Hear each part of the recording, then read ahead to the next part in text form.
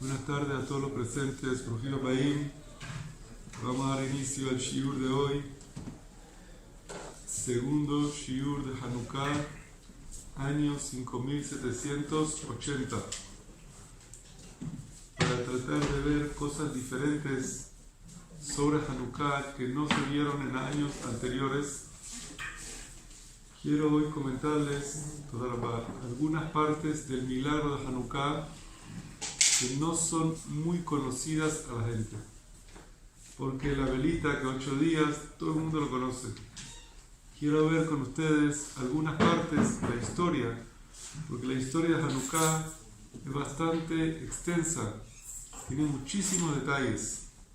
Hay un libro entero, varios libros de historia, de historiadores de la época de Hanukkah que nos comentan. Nosotros en la escuela nos enseñaron que hubo guerras que ganaron, que los Hashmonaí, que los Maccabim, que la menorá que prendió 8 días, pero hay mucha más parte en esa historia que quiero comentar con ustedes cómo fue la victoria y la ganancia en la guerra de los griegos contra los Maccabim y contra los Hashmonaim. Hay un libro que se llama Sefer Maccabim Aleph, que lo mencioné el año anterior también en algunos shiurim. Ahí trae y cuenta que cuando entraron al Bet HaMikdash los Kohanim, después de muchos años de dominio griego, encontraron curiosamente que el Mizbeach, el altar del Bet HaMikdash, profanado. ¿Cómo profanaron el altar del Bet HaMikdash? Pusieron sobre el altar, sobre las piedras del altar, tallaron algunas figuras de las creencias griegas. Ustedes saben que para esa época los griegos tenían todavía dioses paganos. Después de justo era la época que también los griegos se dieron cuenta después que todo eso es mentira, hay un dios y ya. Pero todavía ellos creían en ciertos dioses y fuerzas que había en algunas figuras que ellos creían. Hasta hoy en día ustedes pueden viajar a Grecia y van a ver ahí muchas dioses y estatuas de dioses que ellos tenían, que ellos en la época que eran idólatras. Pero los últimos años pararon de ser idólatras. Ya saben que todo estudió ya. Se dieron cuenta ellos mismos. Entonces en el Mizbeach de Hashem pusieron piedras con idolatría. Y aparte que hicieron el Bet HaMikdash, quemaron todas las paredes del Bet HaMikdash. No las paredes, los portones del Bet HaMikdash. ¿Y por qué se agarraron contra los portones? Específicamente sobre los portones, y los quemaron con fuego los portones. Dicen que ellos, primero los portones eran lo más fácil de quemar porque eran de madera, pero también tenían una ideología contra los portones, porque nosotros en nuestra creencia tenemos mucha fe que por los portones del Bet HaMikdash entra y sale la verajá a todo el mundo. No sé si ustedes han visto en Kippur, Rosh Hashanah, en Havdalah, muchas veces la gente a veces dice Sha'arei Orah, Sha'arei Berajá, Sha'arei Atzlajá. ¿Han escuchado eso o no lo han escuchado? Abran la puerta. ¿Qué es Sha'arei? ¿Qué son Sha'arei Orah? Sha'arei Berajá. Portones, puertas. ¿Por qué portones? Petah lanu, ábrenos la puerta de la verajá, de esto, de lo otro, y listas de puerta y puerta y puerta y puertas. ¿Cuántas puertas hay? ¿Tú sabías que había una puerta de refuá, una puerta de parnasá, una puerta de tefilá, una puerta de torá, una puerta de matrimonio? ¿Cuántas puertas hay aquí, Señor? Cuando quedan paredes ya tantas puertas. 50 portones. Entonces, la puerta es como tú ves una casa, por la puerta donde entra la verajá. Y las puertas del Bet HaMikdash, sabemos que estaban todas dirigidas una frente a la otra para que el Cohen, desde el Monte de los Olivos, podía ver todas las puertas abiertas hasta el Kodesh HaKodashim. Estaba todo bien hecho, las puertas muy bien cuadradas, y tenemos muchas creencias sobre cada puerta y puerta, qué es lo que va a entrar por ahí. hasta el Mashiach. ¿Por cuál puerta va a entrar el Mashiach? Y una de las cosas que hicieron los árabes, ustedes van a ver en Jerusalén, uno de los portones de Jerusalén, que está todo cerrado con piedras. Queda el portón y todo piedras, porque la emuná era que por ese portón viene el Mashiach. ¿Qué hicieron los árabes? Lo llenaron de piedras para que no entre el Mashiach, pensando que nosotros hablamos del Mashiach que va a entrar por esa puerta, porque ellos pusieron una piedra, no va a poder entrar ahora. Berruas pide a Mitrashá. El Mashiach con el espíritu de su boca mata al Rasha y abre las puertas. No necesita ni un tractor ni una cosa para empujarlas. Entonces estos goín también, parte de la creencia para rompernos a nosotros nuestra fe, para alinear nuestra fe, mira todas las puertas de los Betamigdash, las quemamos todas. Ahí está su puerta y sus bendiciones. Como para burlarse y acabar con lo que nosotros pensamos que simboliza el portón, que es por donde entra y donde sale la verajá del Betamigdash al mundo. Y si ustedes saben el Betamigdash, los portones del Betamigdash y la ventana del Betamigdash eran como que la luz sale de adentro hacia afuera. Cuando tú haces una luz que entra de arriba abajo, de afuera a adentro, la haces angosto por fuera y ancho por dentro, para que entre la luz, los rayos de luz. Estos portones del Betamigdash estaban hechos al revés, porque de la Betamigdash sale la verajá a todo el mundo. Quemaron esos portones. Y eso causó mucho dolor. Y por eso una de las primeras cosas que hicieron en el Betamigdash, antes de construir no sé qué, arreglar las puertas. Que estén bonitas y bien puestas las puertas. Y ellos, por la rabia que tenían, agarraron todos esos goyim, que quemaron las puertas y los mataron, como por castigo, que se atrevieron a tocar las puertas del Betamigdash. Por eso en el Megilat Antiochus, que es otro de los libros de historia que hablan de lo que pasó, en el versículo 47, ahí cuenta y dice que él rompió 13 puertas por los 13 Midot Rahabim. Y rompió las 13 puertas y rompió todas sus piedras y todo, como para decir, ustedes ya no tienen esa puerta de verajá. Y de ahí sacaron los romanos, cuando después que destruyeron el Betamigdash, se fueron a Roma. ¿Qué hicieron en Roma? El arco del triunfo, el arco de no sé qué. ¿De dónde sacaron eso del arco? De nosotros, del Betamigdash, de los portones del Betamigdash. Ellos también querían tener una puerta de verajá. Entonces hicieron una puerta de qué, de no sé qué vas a hacer, pusieron ahí. Pero la idea era la misma, de hacer un portón como el de nosotros. Pero hicieron un portón sin paredes, así en la mitad, un portón de la nada. Y así fueron copiando en muchos países del mundo todavía, que hacen así, hasta la India, hay la puerta de la India. Francia. En Francia, lleno en Roma, todos los portones de estos viejos, todo eso era como para conmemorar la verajá que nosotros teníamos en el Betamigdash. Ellos querían hacer también. Por la puerta de ellos, Hebel Barrik, no tiene ningún significado. La puerta nuestra representaba la fuente de la verajá del Betamigdash, que sale por esa puerta. Querían como quemarla para bajar el moral y la fe de Am Israel.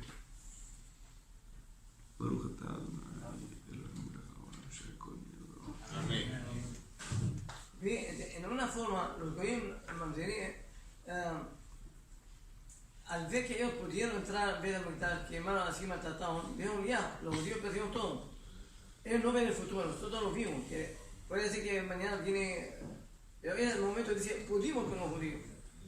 Pero en el momento de los griegos no destruyeron el Betamigdash, quemaron las puertas, profanaron el altar y vamos a ver todo lo que hicieron. Dice, como estaba todo el Betamigdash mucho tiempo desolado, entre las piedras empezaron a crecer pastos como vemos en el cótel. Yo en el cótel hoy día que está lleno vayan en el invierno y está verde, todo lleno, hasta árboles creciendo entre las piedras del cótel. Parece un bosque. Dice, el piso del Betamigdash estaba todo así igual, porque el piso del Betamigdash era todo de piedra, y entre todas las piedras que había creciendo, plantas no sé qué, era como una pena para Am Israel que el Betamigdash esté así desolado, lleno de plantas creciendo, los portones quemados, se sintieron, y todos los cuartos vacíos, vaciaron, limpiaron todo lo que había ahí, los tesoros del Bet HaMikdash, se llevaron todo el oro, se llevaron todo. ¿Y dónde estábamos nosotros? Estábamos allá, pero los griegos dominaron el Bet HaMikdash, se metieron ahí, se apoderaron del Bet HaMikdash. No lo defendimos. No pudimos. Cuando ganamos la guerra, volvimos a recuperar el Bet HaMikdash. Recuperamos y encontramos todo dañado. Y resulta de que más, el altar, pusieron sacrificios de los dioses paganos allá en el altar de Hashem. ¿Qué hace el Am Israel? Rompieron su ropa, empezaron a llorar. Entonces cuando ven eso y empezaron a llorar, lo recoge Yehudá Maccabí. El famoso Yehudá Maccabí recoge a toda la gente, le dice: señores, todavía quedan un poquito de griegos allá en la Metzudá, en la parte donde está cerca del Bet HaMikdash. Quiten a esa gente, limpien eso, quiten todos los griegos de aquí y vamos a ponernos lo primero que hacemos, antes de cualquier cosa, purificar el Bet HaMikdash. Quitar toda esa idolatría, toda esa porquería que pusieron ahí, purificar todo el Bet HaMikdash. Y el pueblo le hace caso a Yehudá. Pero cuando van a purificar el Bet HaMikdash, dice Yehudá, no cualquier persona puede purificar el Bet HaMikdash. Y entonces, ¿quién va a purificar el Bet HaMikdash? Únicamente Kohanim. Pero había un problema con los Kohanim. Los Hashmonaim, ¿qué eran? Kohanim. Y ellos eran los que hacían la guerra. Cuando ellos hicieron la guerra, muchos de ellos quedaron Baalei Mumin. ¿Qué significa Baalei Mumin? Con defectos. Algunos perdió un dedo, otro perdió la nariz, otro perdió un dedo del pie, otro quedó cojo, otro quedó sordo, otro no sé qué. La guerra no era fácil como hoy en día, que son con bombas nucleares. Era por computadora. La guerra eran físicas, estaban enfrentando, tirando piedras, cosas uno al otro. Con elefantes, con todo, lo contamos eso en el pasado. Entonces muchos Kohanim quedaron Baalei Mumin, defectuosos. Cuando quedan defectuosos, dice Yehudá Maccabí, todos nosotros para la guerra, los Kohanim que no han salido a la guerra y que están 100% completos, no les falta ninguna, o lo que fuera a la guerra y no tienen ningún defecto, ellos les toca ahora este trabajo de purificar el Bet HaMikdash. Y únicamente Kohanim, y únicamente Hafezé Torah, los que están estudiando Torah en la Yeshiva. Porque para entrar adentro del Bet HaMikdash tiene que ser una persona de Torah. Pero no cualquier Torah, el que le gusta venir a estudiar Torah. Porque hay Kohanim que son religiosos, observantes, todo, pero dice: yo no estudio Torah, yo me quedo en mi casa tranquilo, respeto, cumplo Shabbat, Kasher, todo perfecto, pero no estudio Torah. Condición para recuperar el Bet HaMikdash, estudiante de Torah. ¿Y por qué estudiante de Torah? Hay muchos detalles de leyes que son delicadas en el Bet HaMikdash. Puede ser allá mitad. Si no lo toca, lo hace como... Por eso lo mejor es dedicados al estudio de la Torah, que se metan ahí. Y no era fácil porque los Kohanim que tenían defectos se quedaron un poquito ofendidos. ¿Por qué un poquito ofendidos? Si a nosotros tenemos el defecto, no por lujo o por placer, el defecto que ellos lo tenían, ¿por qué era? Por defender a sus hermanos. ¿Y cómo ahora no nos van a dar derecho a entrar a arreglar el Bet HaMikdash? Queremos tener parte en el Bet HaMikdash, queremos ser parte de esto.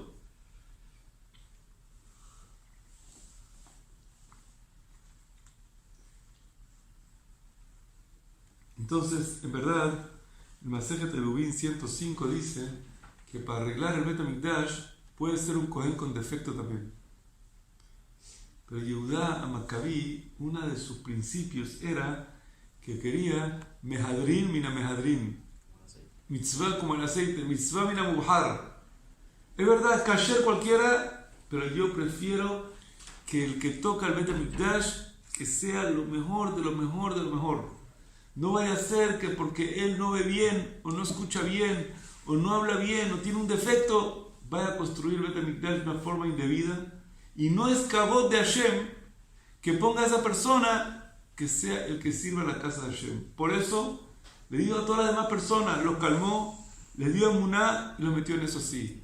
Y ese era uno de los principios de Yehudá Maccabí, era con la religión no toco. Lo mejor que puedo hacer para la religión lo hago. Por eso lo primerito que hizo, purificar el Bet HaMikdash. ¿Y cómo purifican el Bet HaMikdash? Primero sacaron todos los dioses y todas las cosas que había ahí, porque había estatuas y dioses, todo lo limpiaron. Después que limpiaron, quitaron todas las piedras que estaban impuras del Mizbeach. Después que quitaron las piedras impuras del Mizbeach, se les metió una duda. ¿Qué duda? Que quizás todas las piedras del Mizbeach, las que hizo Shlomo HaMelech, también están dañadas y están impuras. Porque quizás tocó ahí un hazir, porque ellos hacían sacrificios de hazir. Quizás tocó en esa sangre de hazir, sacrificado ahí para idolatría. ¿Cómo van a usar esa piedra para Hashem? ¿Y cuál es el problema? Quita todo. No. Hay una prohibición de la Torah, lav de la Torah, prohibido tocar y destruir un Mizbeach. Una de los 613 mitzvot de la Torah es Hanotetz Eber Meavnea Mizbeach Hayab. El que rompe una piedra del Mizbeach, Hayab. O sea, no, después de todo lo que hicieron. Pero son las piedras que son hechas del Mizbeach original. Entonces ellos quitaron la parte de arriba que agregaron los griegos, pero la parte de abajo estaba hecha por Shlomo HaMelech. Entonces tenían que romperla.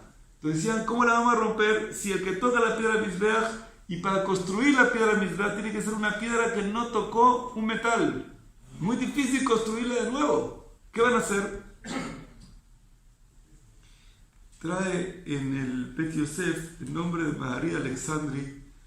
Dice que ellos tuvieron que romper las piedras no era de Shlomo HaMelech, era de Ezra Sofer. Tuvieron que romper las piedras de Ezra Sofer. ¿Por qué? Porque no, como ellos, era todo el camino de ellos, no querían meterse en dudas. Si aquí hay duda, quizás sí, quizás no, no queremos duda. Y consiguieron una prueba de la Torah, que cuando rompen las piedras del Mizbeach, no con intención de romper, sino de arreglarla, se puede. ¿Y qué hicieron entonces? Todas las piedras nuevas para el Mizbeach. Entonces todo el Mizbeach lo construyeron de nuevo, nuevecito.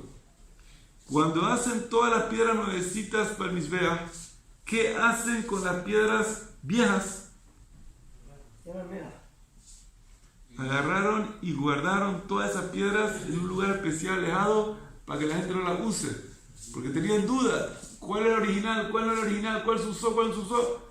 Todas las pasaron en un sitio que nadie las utilice, las escondieron en un lugar fuera del Bet HaMikdash. Eso es lo que nosotros decimos en Al Nisim. Beharkach ba'u baneja, lidvir beteja, ufinu et hejaleja, vetiharu en Midasheja. ¿Qué es ufinu et hejaleja? Lo decimos todos los días de Hanukkah en Al Nisim. ¿Qué es ufinu? Vaciaron tu ejal. ¿Qué es vaciaron tu ejal? De estas piedras y de todas las idolatrías que había ahí. Finu et hejaleja, vetiharu en Midasheja. Y purificaron el Bet HaMikdash sacando piedras, dioses extraños, todo eso, eliminaron todo ahí. Después que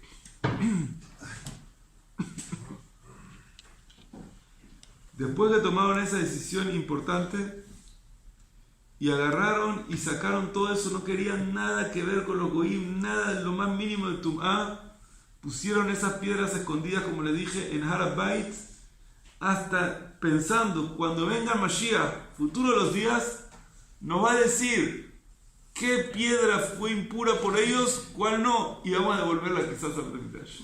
Mientras tanto, se quedó en una oficina especial, por miles de años ahí guardadas, las piedras del Mizbeach antiguo.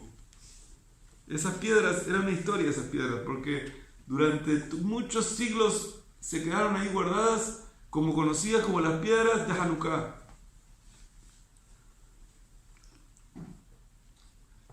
Por eso está escrito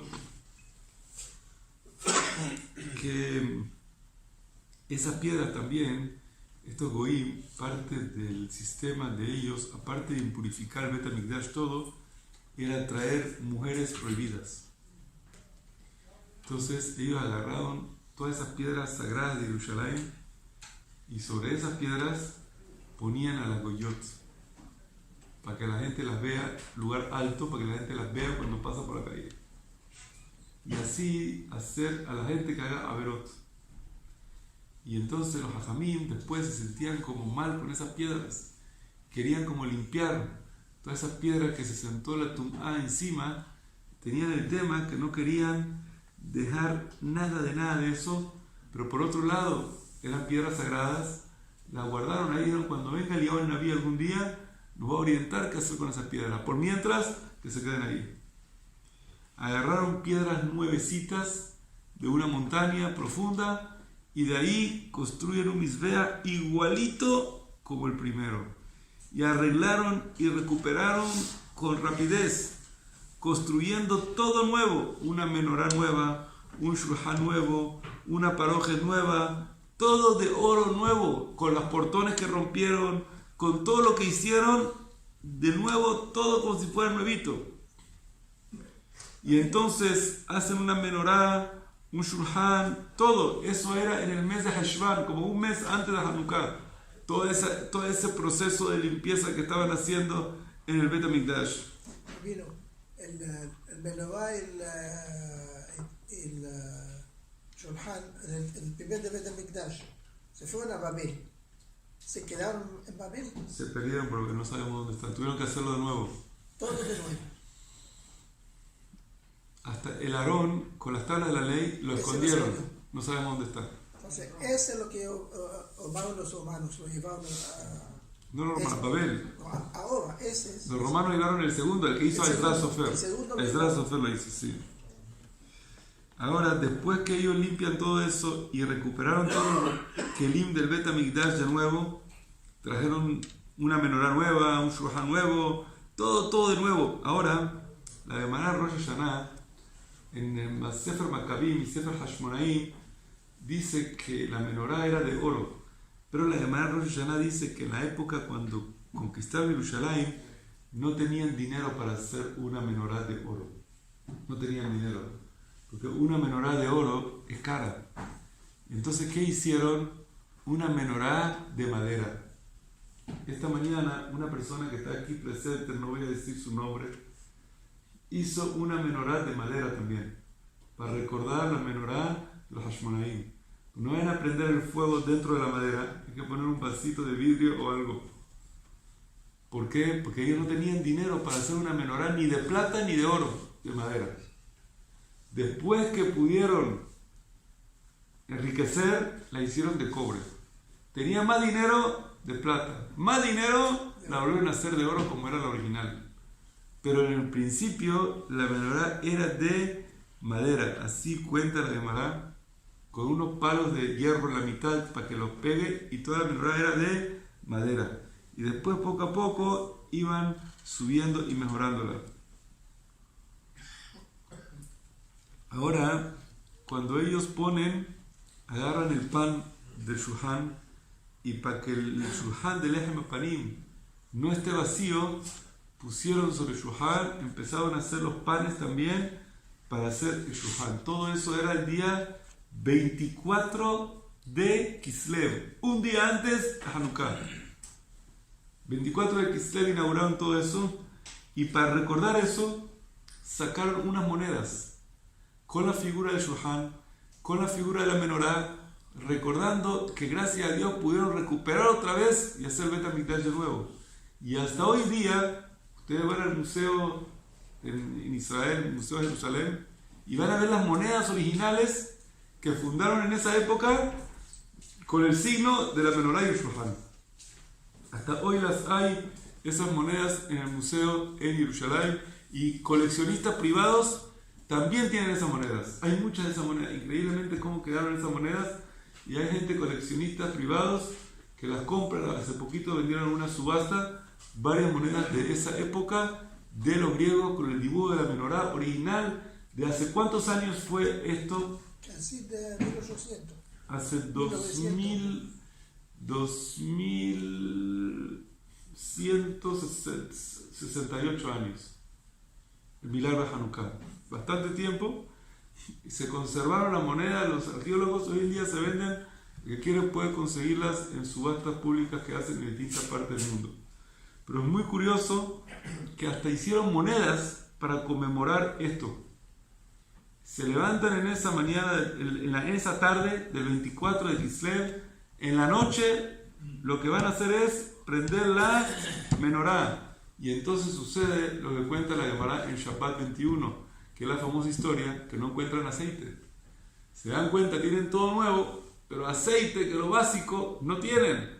Buscan en la bodega de los aceites y ven que estos griegos no recogieron el aceite, dejaron el aceite ahí, pero ¿qué hicieron?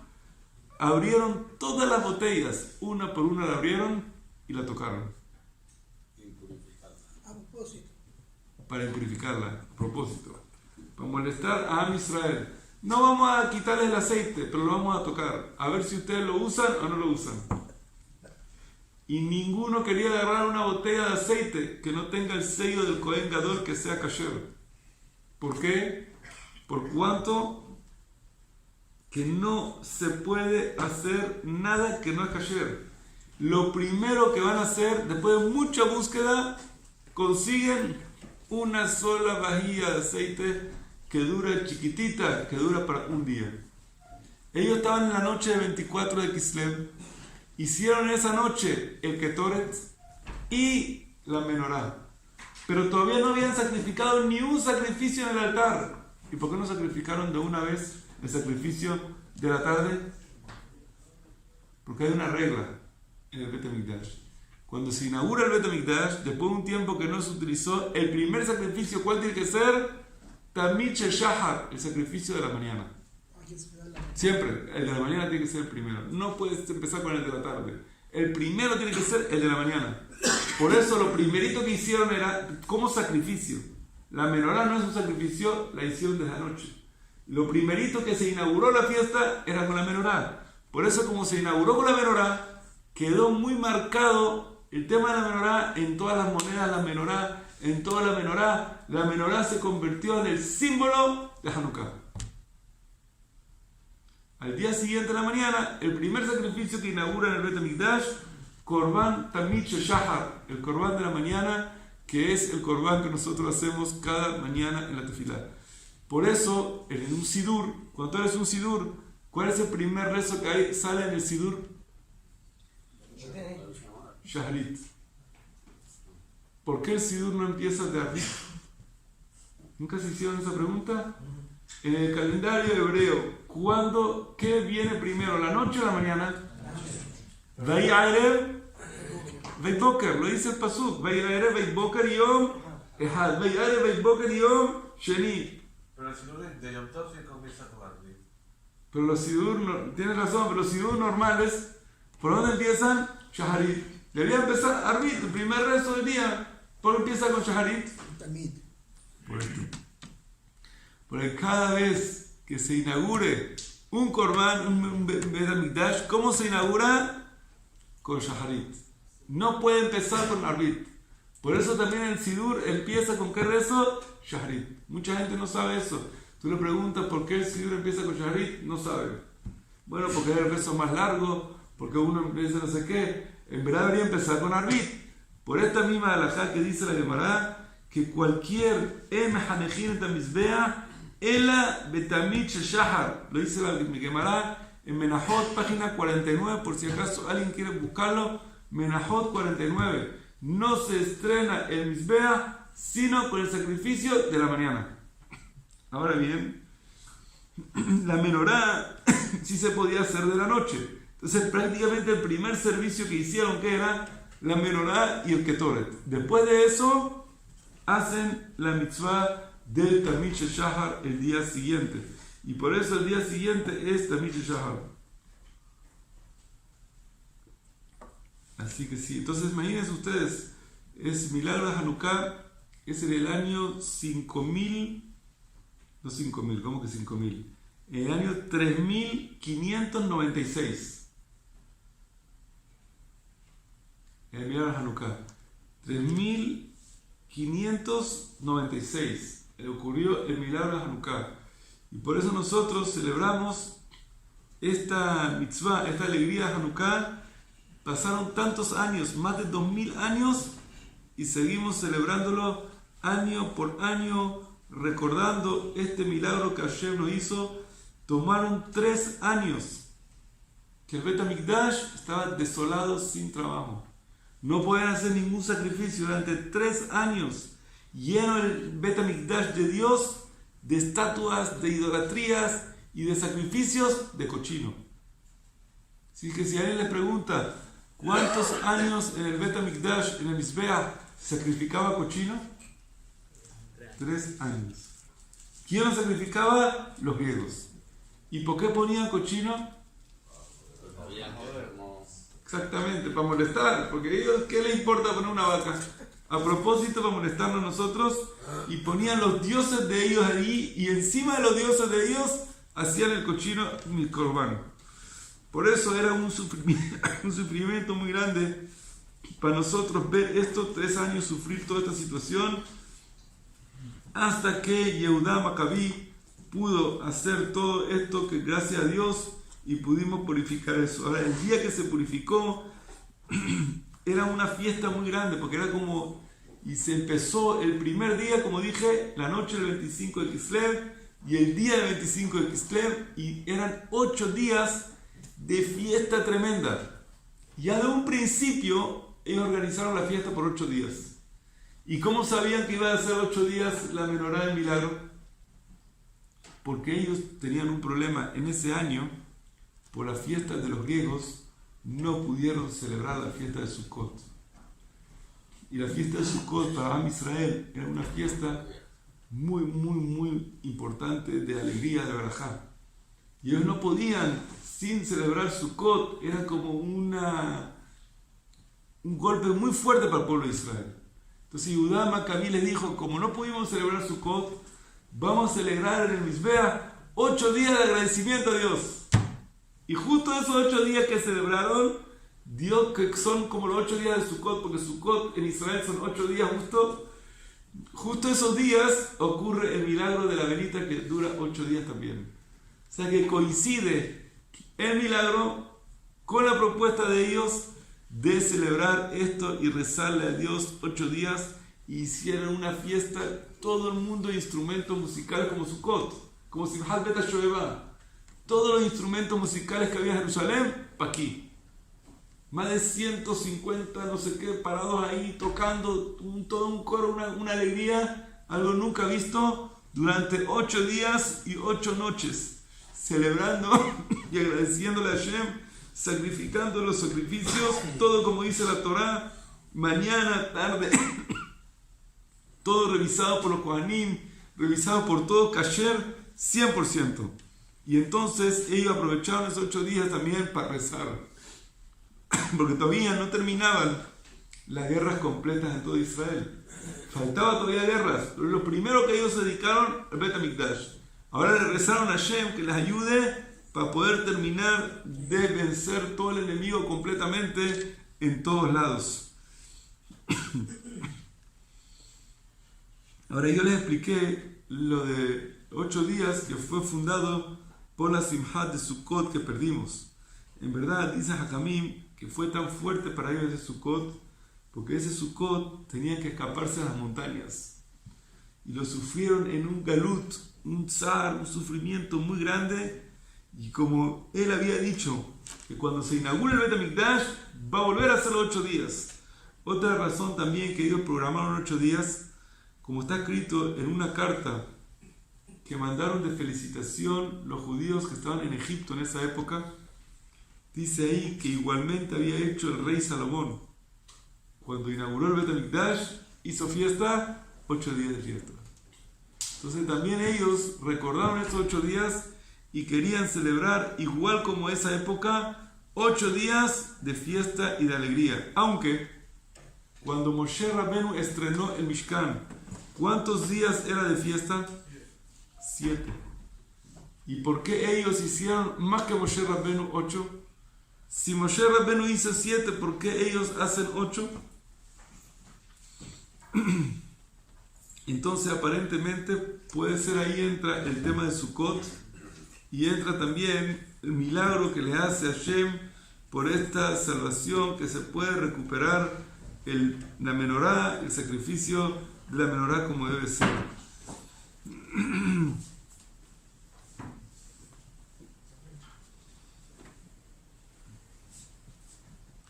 Ahora ellos trataron de poder recuperar un poquito todo lo que se había perdido de los griegos y empezaron a buscar entre la gente a quién le queda cosas del Bet HaMikdash, cosas bonitas de la época antes que los griegos entraron, y cada persona, cada mujer sacó sus joyas, sacó sus cosas bonitas y las adornaron el Bet HaMikdash, todo lleno de joyas y cosas bonitas, todo así, para cuando la gente venga a la inauguración, vea algo bonito, algo emocionante y pueda recibir el Bet HaMikdash, la alegría como tiene que ser. Y entonces, segundo paso, después de toda la alegría esta, empiezan a trabajar por la seguridad. Construir la muralla de Jerusalén, porque estaba destruida.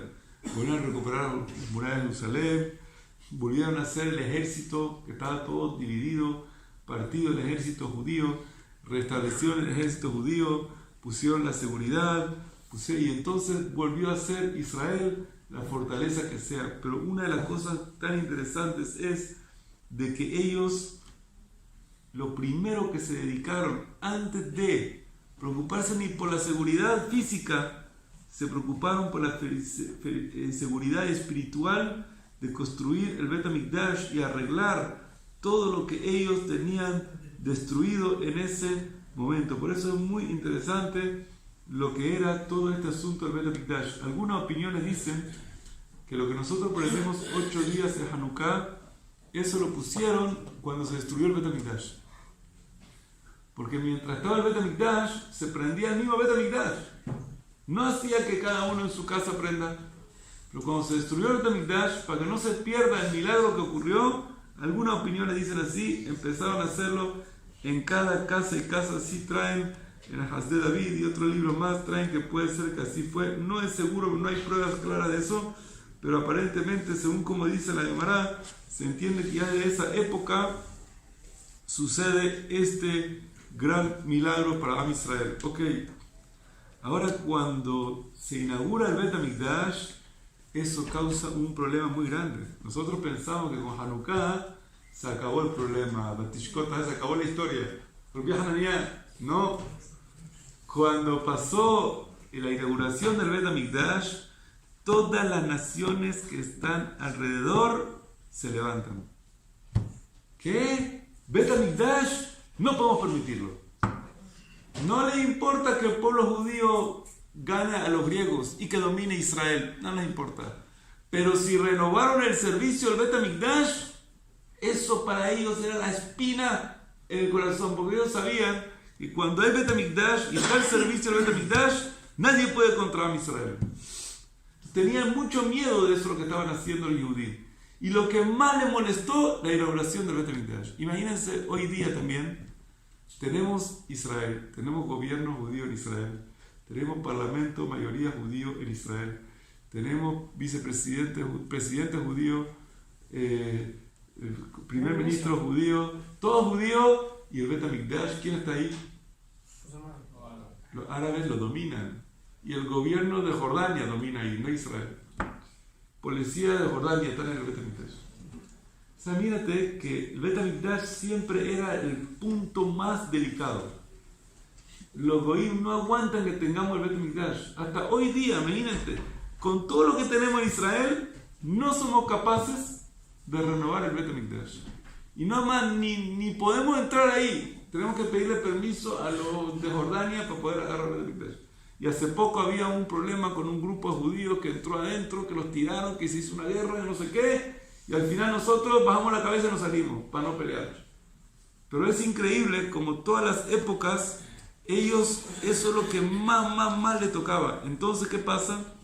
Todos los goyim de Europa, imagínense de Europa, cuando escucharon que nosotros empezamos el servicio del Bet HaMikdash, dijeron, se acabó.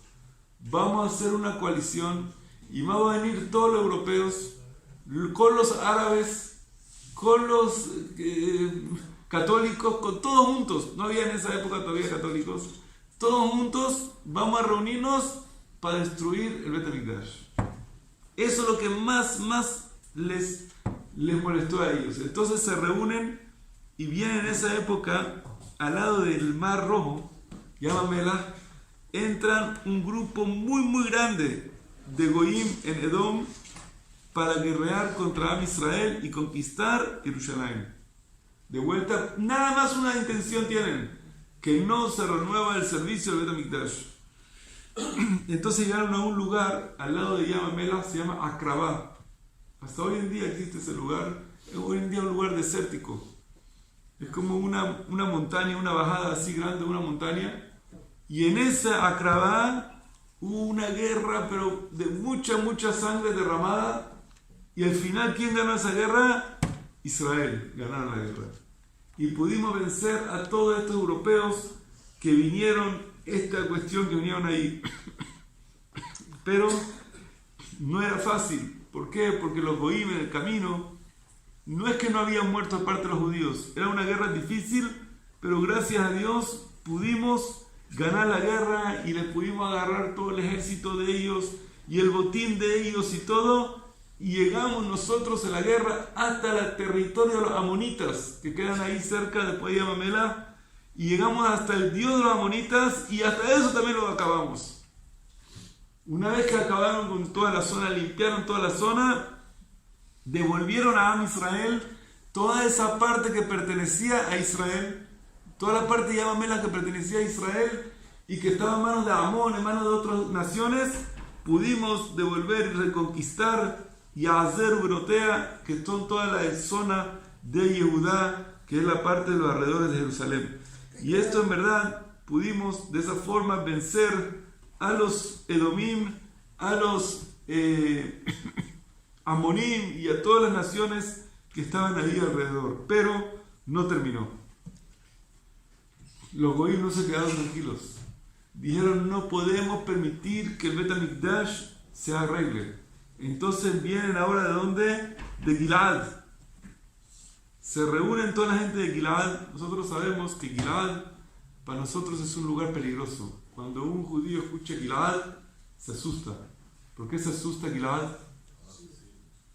Muy bien. De Gilad, la gente de Gilad es muy atrevida y muy asesina. No tiene nada de misericordia. Cuando era Orahat Ishmaelim Ba'a de Gilad, Perashot HaShavua aparece Gilad, un grupo de ismaelitas que compraron a Yosef HaTzadik. ¿De dónde venían? De Gilad. Y siempre tuvimos malas experiencias con Gilad. Entonces los goyim sabían eso, dijeron, vamos a hacer la guerra a los judíos donde ellos tienen miedo. ¿Cuál es el lugar de temor de ellos donde siempre han tenido problemas? En Gilad. Entonces, ¿qué hacen los Yehudim? Los Yehudim, cuando ven esa situación, en el mismo Gilad había gente Yehudí viviendo.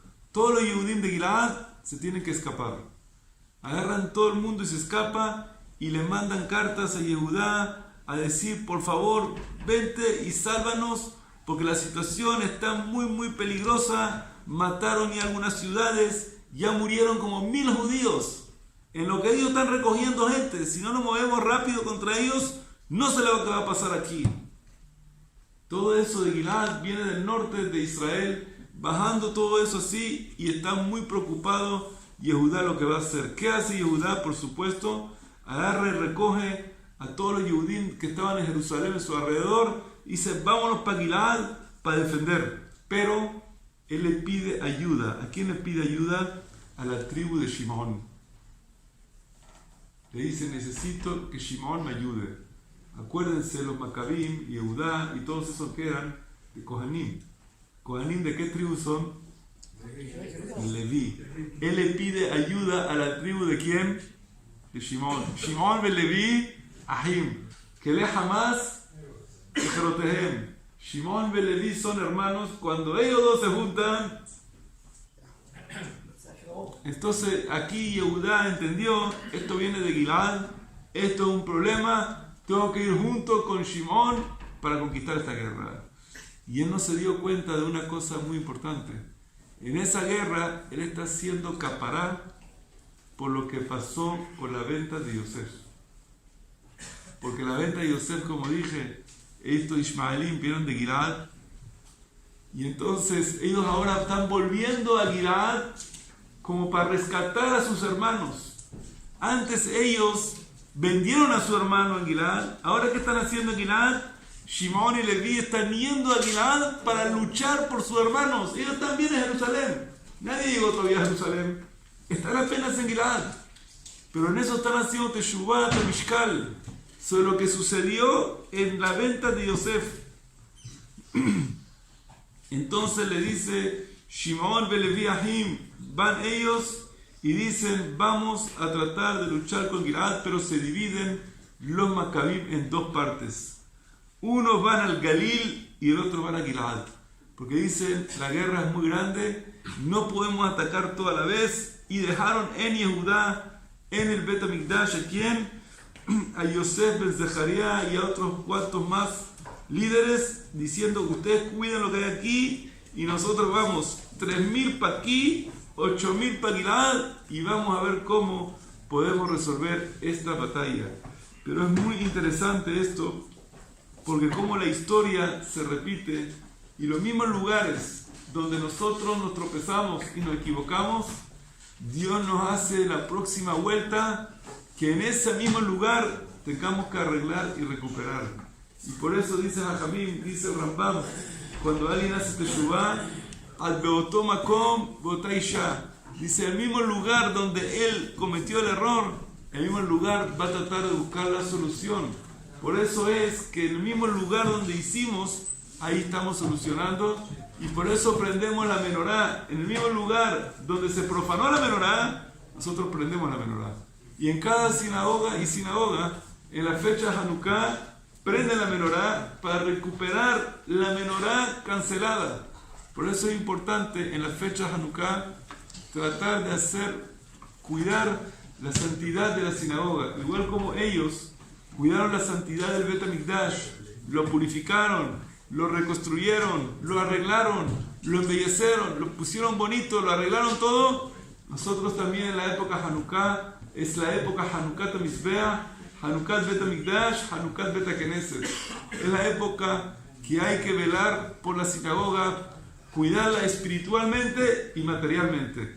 ¿Cómo se cuida la sinagoga materialmente? Si hay algo roto, si hay algo sucio, quitarle el polvo, quitar todo para estar bien limpia y bien para el servicio de Hashem. Y espiritualmente, guardar el servicio puro de la sinagoga, no hablar de Barim Betelim, guardar su presencia en la sinagoga, la forma de sentarse, de rezar, respetar este lugar tan sagrado que tenemos. Baruch Hanay Leolam.